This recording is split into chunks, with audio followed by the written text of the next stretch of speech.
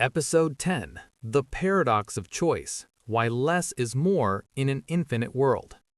Welcome back to The Inner Architect. We have reached a major milestone, Episode 10. We are halfway through our journey of redesigning your inner world. This podcast is proudly brought to you by www.selfdevelopmentpsychology.com, your guide to the complex architecture of the human mind. In our first 9 episodes, we've explored identity, the shadow, neural pathways, and the power of vulnerability.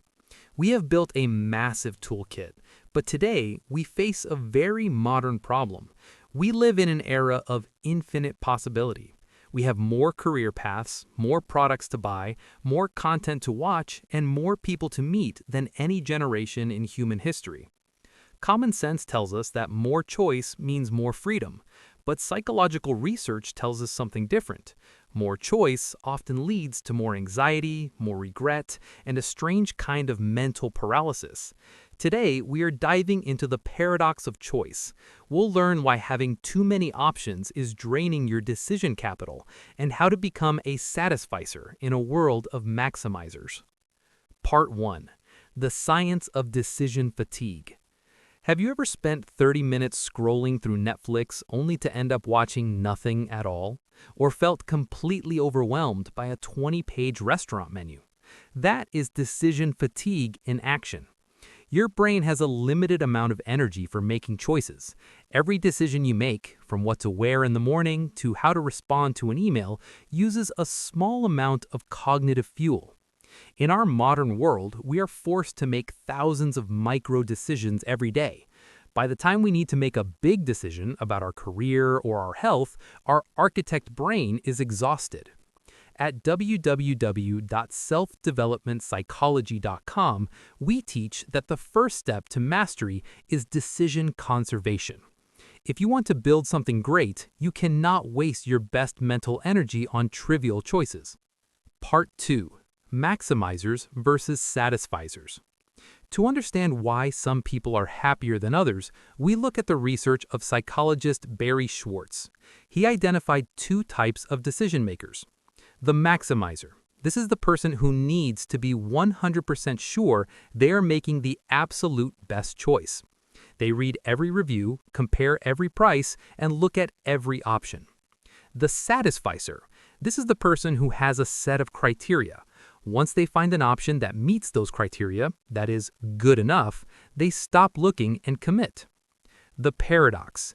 Even though maximizers often end up with objectively better results, they're almost always less happy with their choice. Why? Because they are haunted by the opportunity cost. They wonder, what if there was something even better that I missed? The satisficer, on the other hand, is much more resilient. Because they aren't looking for perfection, they spend less time choosing and more time enjoying their choice. Part 3: The Tyranny of What If. Why does choice make us miserable? It comes down to regret and anticipated regret. When you have only 2 options and one is clearly bad, choosing the good one is easy. But when you have 50 good options, you are forced to give up 49 other possibilities. The more options you have, the easier it is to imagine that one of the ones you didn't choose would have been better. This leads to a psychological paralysis. At www.selfdevelopmentpsychology.com, we see this in people who won't commit to a career path or a relationship because they're afraid of closing doors. But an architect knows that you cannot build a house if you refuse to stop moving the walls. Freedom isn't having every door open. Freedom is having the clarity to walk through one and close the rest. Part 4: Building a Decision-Making Framework. To fill our 45 minutes today, let's look at how to practically overcome this paradox. As the architect of your life, you need a system for selection. The 80-20 rule of choice. 80% of your results come from 20% of your decisions. Identify the 3 high-impact decisions you need to make this month and ignore the rest. Constraint-based design. Give yourself limits. I will only look at 3 options for this project, and I will decide by Friday. Constraints are the secret to creativity and happiness. The good enough standard. For non-critical decisions, like what to eat, what color to paint a room, practice being a satisficer. Set 3 criteria, and the first thing that hits them is the winner. Reflection pause. Think about a decision you've been putting off. Is it because you lack information, or is it because you're afraid of the lost possibilities? What if you decided right now that a good decision made today is better than a perfect decision made never? Part 5. Reclaiming your mental space. As we wrap up the first half of our 20-episode journey, I want you to look at your mental real estate. Is it cluttered with unfinished decisions? Each open tab in your brain is leaking energy. At www.selfdevelopmentpsychology.com, we have a decision detox guide. It's a tool to help you automate the small choices, like a work uniform or a recurring grocery list, so you can save your genius for the architecture that actually matters.